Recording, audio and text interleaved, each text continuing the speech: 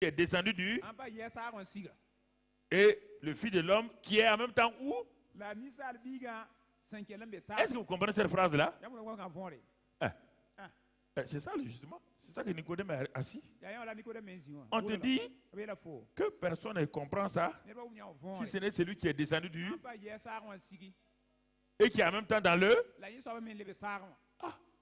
Quelqu'un est descendu du ciel, dans le ciel.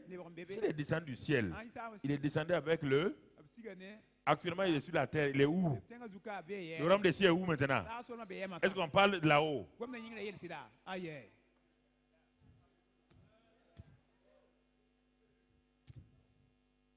Quand il est descendu du ciel, il a amené quoi du ciel? Il a amené les choses. C'est pourquoi il est descendu du ciel et en même temps il est dans le... Est-ce qu'il a dit il était dans le ciel? Est-ce qu'il a dit il serait dans le ciel? Il est en même temps dans le... Et il appelle quoi? Le Fils de l'homme.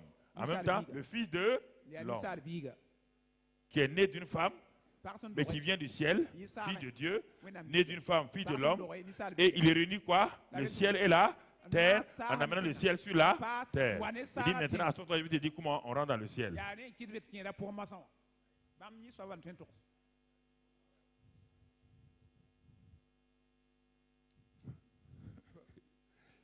Je vais te dire maintenant comment on va rentrer dans le ciel. C'est étonnant ça. Étonnant.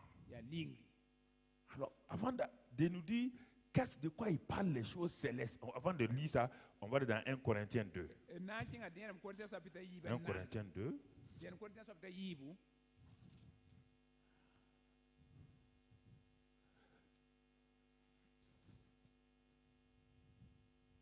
C'est Paul qui va nous enseigner quelque chose. 1 Corinthiens 2, versets 7 et 8. Je reviens sur ça avant de revenir sur ce que Jésus va dire à Nicodème.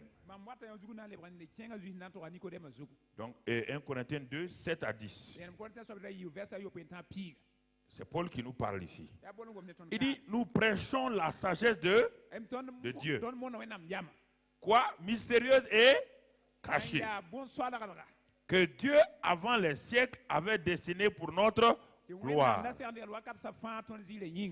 Sagesse qu'aucun des chefs de ce siècle n'a connue. Car s'ils l'eussent connu, ils n'auraient pas crucifié le Seigneur de gloire.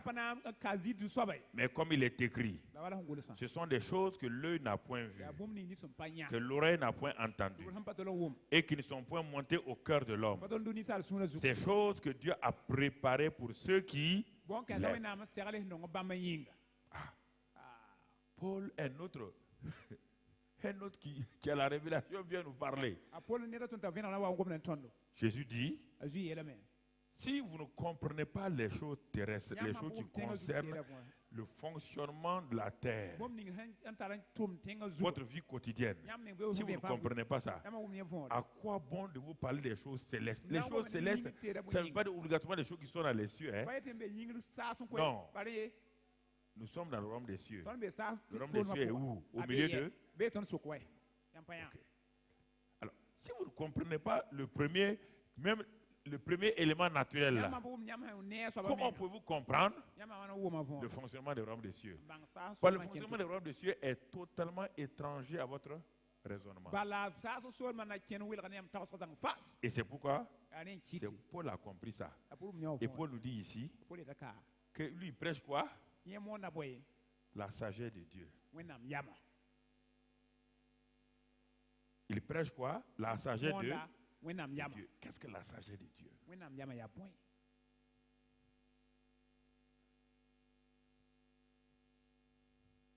Ça c'est important. Qu'est-ce que cette sagesse de Dieu?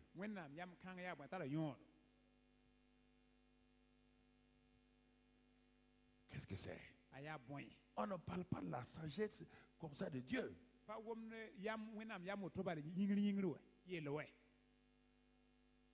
Si vous prenez cette phrase, nous prêchons la sagesse de Dieu. Dans votre Bible. Et vous lisez dans 1 Corinthiens maintenant, 1 Corinthiens 1. Et à partir 1 Corinthiens 1.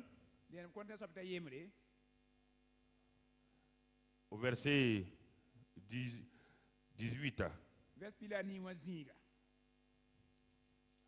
Le verset 18. Non, allons un peu plus bas, versets 23 et 24. 23 et 24.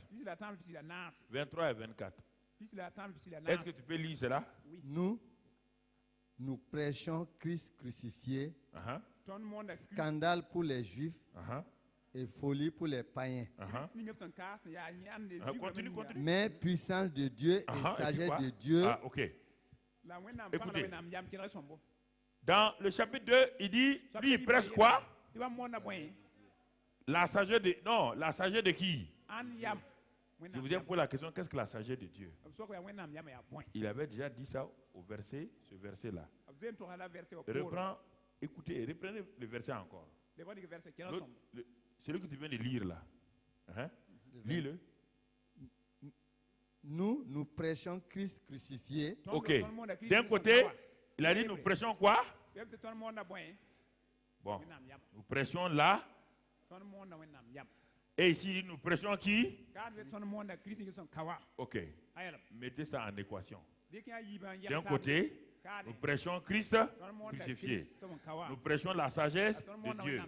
Les éléments communs, c'est quoi? Nous prêchons. Les éléments maintenant qu'on peut mettre dans la chose, c'est quoi? D'un côté, Christ. Et de l'autre côté, donc Christ crucifié est quoi? La sagesse de Dieu, c'est quoi? Ok. On va aller. Mais ce n'est pas fini. Et continue, termine ta phrase. Le Christ crucifié là, qui est la sagesse de Dieu là, c'est quoi? Il est dit que c'est quoi? Scandale pour les Juifs. Scandale pour les Juifs. Les hommes religieux juifs disent que c'est un scandale. La croix, c'est un scandale. Écoutez-moi, hein, c'est pourquoi le monde rit quand on dit qu'on ne sauve pas la croix. C'est un scandale. C'est pas possible. Ils ont dit notre Dieu là ne peut pas sauver le monde par la croix. C'est un scandale. Vous avez créé un scandale. Ce n'est pas fini. Les païens, ça veut dire les Grecs, les savants. Folie pour les Grecs, ça veut dire qu'on dit païens, on ne parle pas de nos parents. Hein. On parle des Grecs, les savants. La religion dit scandale. Les savants disent quoi? Folie.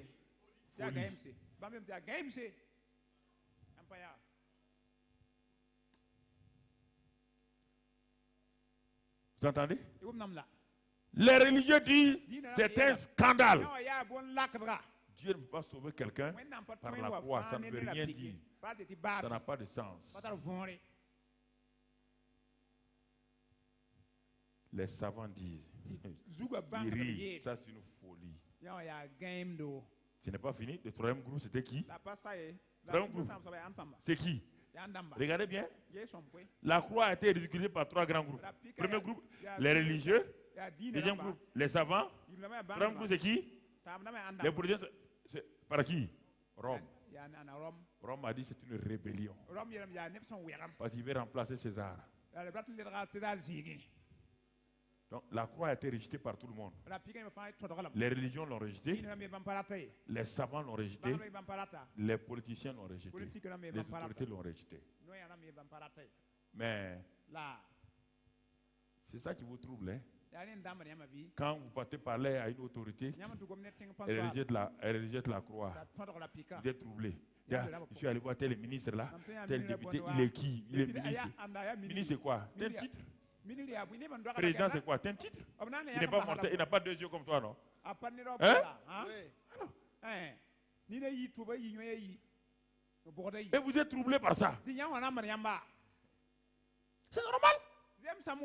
On vous dit qu'au temps de Jésus, c'était comme ça déjà. Les Juifs ont dit c'est faux, c'est un scandale. Les savants ont dit c'est impossible, ça c'est une folie. Tu es fou.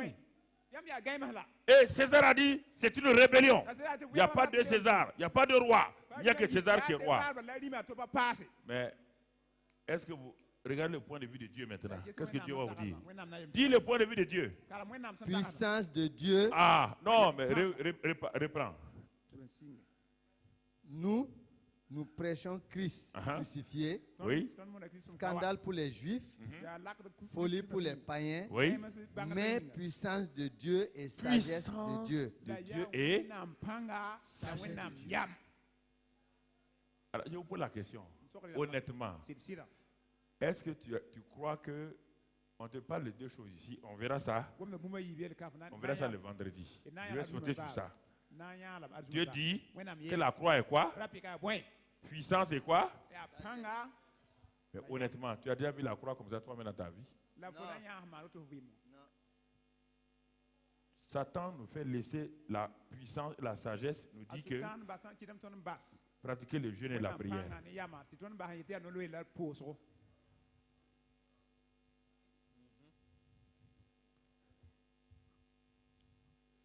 Il a peur de quoi? Satan a peur de quoi? Parce que la croix là, c'est la fin de qui? Son système, non? Est-ce qu'il est bête pour que vous continuez dans ça? Il va vous donner des alternatives, oui ou non? Il va vous donner des solutions. Est-ce qu'il va vous donner la vraie solution? Il dit non, jeûner et prier. Ou bien, c'est l'onction. Ou bien, c'est les miracles. Ou ceci ou cela. Mais Dieu a résolu tous les problèmes de l'homme. Où?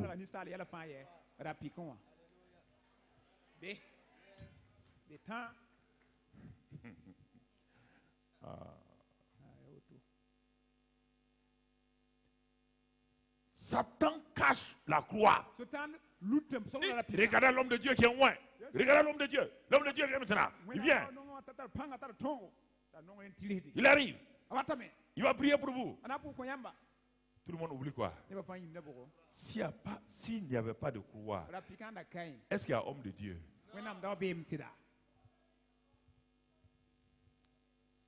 Alors, pourquoi? On va le voir jeudi, vendredi. Pourquoi Jésus a dit, si quelqu'un veut me suivre, qu'il prenne quoi? Et qu'il me... Donc, est-ce que la croix, on doit la prendre une fois, puis c'est fini, on l'oublie? Dès que tu es rentré par la croix est avec toi. Je ne parle pas de ce morceau de bois. Hein. L'œuvre de la croix est avec toi où? Toute ta vie, jusqu'à ton enlèvement. Chaque fois que Satan veut t'accuser, tu lui parles de quoi? À la croix. À la croix. À la croix. Tu lui appelles la croix. Est-ce qu'il aime la croix? Satan jeûne et prie. Tous les sorciers jeûnent et prient pour avoir la puissance. Tous les boxeurs jeûnent et prient pour être en forme. Toutes les Miss Univers prient et jeûnent et prient pour être maigres, pour être Miss Univers. Toutes ces choses doivent être en deuxième position. Si je comprends ce que Dieu a fait, je dois accepter la croix, vivre avec la croix, marcher avec la croix. Et maintenant, quand je vais aller jeûner et prier, je m'appuie sur l'œuvre à quoi? À Dieu.